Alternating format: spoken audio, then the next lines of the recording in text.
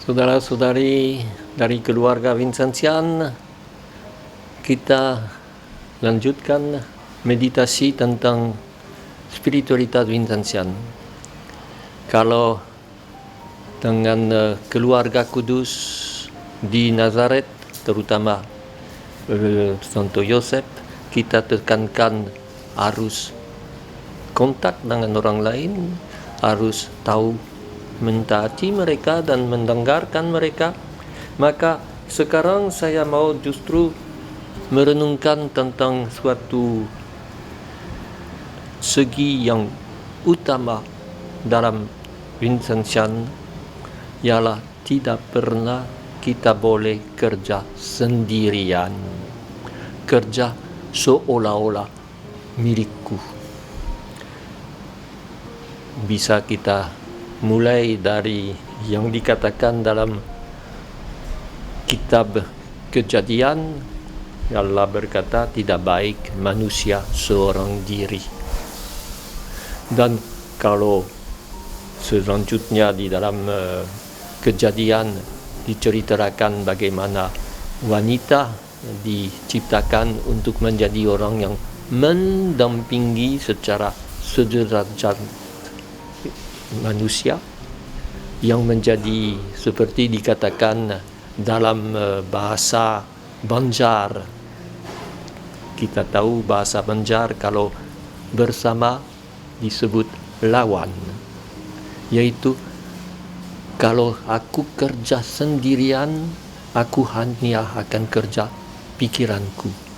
Untunglah ada orang yang melawan, yaitu mendampingi saya untuk keluar dari pikiranku yang terbatas dan mendapat sesuatu yang lebih luas, lebih menyenangkan, lebih sesuai dengan kehendak Allah. Ini maksud bersama, maksud komunitas yang laku untuk yang menjadi brother, sister, pastor, tapi untuk juga kaum awam dari keluarga Vincentian. Kita tahu pentingnya berkumpul untuk nyonya-nyonya Caritas. Menurut Vincentius, dalam semua aturan yang Vincentius buat, mereka diwajibkan berkumpul 1 kali seminggu untuk berdoa bersama, untuk menukar pikiran bersama, untuk melihat apa yang mereka alami dan apa yang seharusnya diteruskan dalam tukar pikiran. Bukan ini kerjaku, kamu tidak perlu campur. Sebaliknya, justru campurlah. Dan dalam yang Societas Santo Vincentius dari Ozanam juga yang penting berkumpul, berdoa bersama, menukar pikiran, membagi tugas. Ini yang pengalaman Vincentius di Châtillon-les-Dombes. Kalau masing-masing kerja secara individual, terpisah dari yang lain, nanti kerja itu tidak akan teratur. Hari ini banyak, besok kosong. Maka perlu ada kerja bersama. Tidak ada kerja Vincentian yang sendirian. Apapun, barangkali kita sendirian di lapangan. Saya sendiri, baik di Vietnam maupun di Kalimantan Barat atau di Papua New Guinea, seringkali sendirian. Tetapi selalu, sekurang-kurang sekali seminggu, saya kembali kepada rumah induk atau rumah konfrater lain untuk bisa tukar pikiran, untuk bisa lihat bagaimana perkembangan kerja mereka, kerja saya, dan bagaimana walaupun sangat berbeda barangkali. Misalnya dengan di Papua New Guinea, di mana saya kerja dengan orang dari OPM, yaitu pengungsi-pengungsi politik yang harus saya dampingi untuk menolong mereka menjalankan apa yang dirasakan oleh panggilan mereka. Itu memang beda dengan kerja dari konfrater-konfrater lain yang bekerja dengan orang Papua New Guinea yang sudah merdeka, yang sudah mempunyai semua yang layak dihayati oleh seorang atau suatu negara yang berwibawa dan berdaulat. Tentu bedanya, tetapi toh perlu pikir bersama, perlu tukar pikiran. Dan sama di tempat lain, ketika saya di Kalimantan Selatan harus kerja dengan orang di sawit, kembali ke kota, lainlah orang yang dilayani oleh konfrater-konfrater, atau pergi ke pegunungan untuk melayani orang Dayak Meratus. Itu lain dari orang yang ada di Banjarmasin atau di Batu Licin. Tetapi toh harus saya bisa tukar pikiran, mendengar mereka, bukan anggap ini kerjaku istimewa lain dari yang lain. Ini sangat penting, dan yang itulah justru Louis de Marillac waktu dia mulai mengumpulkan 7 gadis dari desa untuk permulaan untuk putri kasih, dia menekankan pada Vincentius hal itu, menekankan bahwa harus putri kasih, yaitu gadis-gadis desa itu, selalu seperti di kampung, tetap hidup bersama. Ini keistimewaan hidup desa.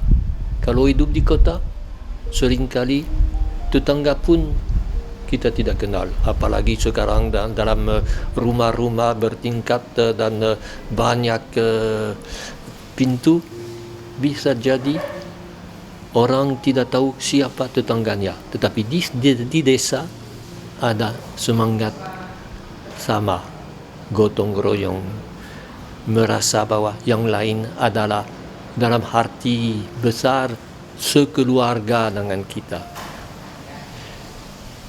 Dalam masa sekarang kita harus membangkitkan hal itu, karena justru hidup ala desa, hidup dalam kerukunan itu hampir hilang, terutama di Jakarta, di Surabaya, di kota besar. Bisa jadi justru corona akan menolong kita untuk kembali pada semangat solidaritas, semangat kerja bersama. Tetapi harus dimulai dalam diri kita. Kita dipanggil bersama. Ini inti dari peraturan putri kasih. Itu inti juga dari peraturan Lazaris. Ini untuk Ozanam, untuk semua cabang-cabang dari keluarga Vincentius, sesuatu yang ditekankan. Allah mau mengumpulkan kita, kata Vincentius kepada putri kasih. Allah mau supaya kita percaya bahwa penyelenggaraan ilahi akan mengatur hidup kita sesuai dengan yang kita tukar bersama, sesuai dengan peraturan yang ditulis, bukan sesuai dengan aturanku sendiri yang buat programku dan seterusnya. Tentunya selalu harus disesuaikan dengan sikon, disesuaikan dengan keadaan yang nyata seperti yang saya katakan tentang pengalaman saya yang pada umumnya hidup sendirian dan hanya sekali seminggu kembali ke tempat orang sekongregasi. Tetapi toh kalau hidup begitu tetap harus pikirkan hidup saya serupa dengan hidup kawan-kawan yang barangkali juga akan mengalami seperti saya, terpaksa demi tugasnya hidup sendirian, tetapi dalam jiwa menjadi orang yang berkomunitas, orang yang menjadi suatu keluarga besar. Sejak Oktober yang lalu, sekarang saya hidup di Kepanjen, di rumah induk untuk CM di Indonesia, dan apalagi dengan karantina terpaksa hidup bersama dengan konfrater-konfrater, dan saya melihat begitu indah, begitu baru untuk saya. Barangkali dulu saya terlalu hidup sendirian. Maka berkumpul untuk bertindak, berkumpul untuk kerja. Ini yang inti dari kumpulan pertama di Châtillon-les-Dombes. Mama-mama sudah pergi menolong orang miskin, orang sakit.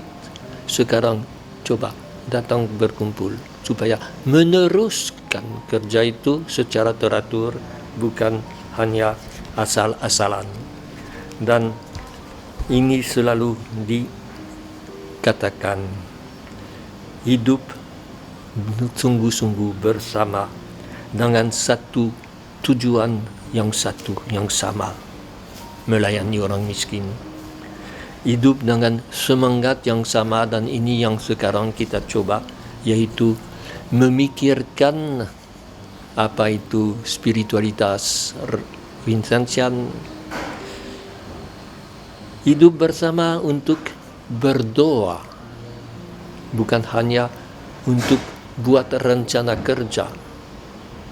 Ini bukan hanya suatu asosiasi seperti orang yang dalam sindikat atau macam itu, tetapi suatu komunitas yang berdoa bersama dan berdoa untuk saling menyebarkan, meningkatkan semangat. Itu sesuatu yang istimewa dalam spiritualitas Vincentian. Bukan hanya meditasi masing-masing di kamarnya, tetapi meditasi bersama. Dan sesudah meditasi, tukar hasil dari meditasi. Bukan untuk menonjolkan diri, tetapi untuk mendengar, saling mendengar, dan menambah semangat. Hal ini dalam CM, dalam SSW, dalam Putri Kasih sama, dan dalam cabang-cabang lain saya kira sama juga. Tukar sesudah bermeditasi dan berdoa, tukar untuk menemukan bersama rahmat Allah, berkat yang diberi Allah kepada yang sudah dikerjakan oleh kawan-kawan, dikerjakan bersama. Allah suka kita berkumpul begitu. Dan kadang-kadang tentunya juga duduk untuk retret bersama, untuk buat rencana bersama, untuk meninjau kembali apa yang kita putuskan cocok atau tidak dengan tuntutan baru. kita sekarang bicara tentang new aturan baru, kembali kepada yang biasa tetapi secara baru. Ini bukan corona yang hanya buat begitu. Sejak semula Vincentius tahu bahwa tidak pernah harus anggap sudah beres. Selalu harus kembali bersama, melihat bersama. Waktu misalnya untuk sejarah kongregasi misi dikatakan oleh Vincentius sendiri, mula-mula kami hanya pikirkan pergi ke desa dan buat misi. Sesudah itu kami sadar, ya kalau misi selesai, bagaimana hari selanjutnya? Maka harus membina pastor-pastor paroki yang akan meneruskan yang diberi dalam misi. Dimulai dengan yang semacam latihan untuk calon pembaptisan. Latihan-latihan itu yang selama 10 hari. Lama-kelamaan dipikirkan, ya tidak cukup ini. Maka timbul seminari dengan 1 tahun lebih. Kita tahu sekarang seminari lebih panjang lagi. Tetapi inilah. Dan masa sekarang saya dengar di seminari-seminari sedang dipikirkan, ya bagaimana membina calon iman, calon pastor, calon gembala untuk lebih tahu tentang sosiologi, tentang semua kebudayaan dan lain-lain, bukan hanya teologi. Ini pikiran baru. Karena lihat bahwa di lapangan tidak cukup mengucapkan dogma-dogma dan ajaran-ajaran teologi, tetapi harus tahu situasi orang. Itulah yang perlu kita kerjakan. Maka kewajiban untuk duduk bersama, dan dengan demikian bisa menciptakan suatu kerja yang akan sesuai dengan penyelenggaraan ilahi dan sesuai dengan keadaan nyata di lapangan. Hidup bersama tidak sesuatu yang sampingan, tidak ada hidup komunitas dan kerja, tidak ada saat doa dan kerja, tetapi harus sungguh-sungguh semua saling mendukung. Kita tahu bahwa aturan, misalnya kita dengar kawan kita yang Islam yang berdoa, kita dengar lonceng-lonceng yang untuk doa malaikat. Ini diciptakan pada zaman Vincentius dan antara lain atas dorongan Vincentius, supaya bukan saja di dalam rumah tetapi umat seluruhnya merasa juga terdorong untuk bersama berdoa, untuk bertindak bersama. Ini semangat Vincentian, lain dari tentunya bisa Kartusian yang justru hidup sebagai orang yang mandiri, tetapi bukan panggilan kita hidup untuk bersama dalam kesederhanaan, dalam semangat Kristus yang juga mau selalu jalan dengan murid-muridnya, bukan sendirian. Mari kita renungkan itu dan pikirkan bagaimana kita bisa menghayatinya.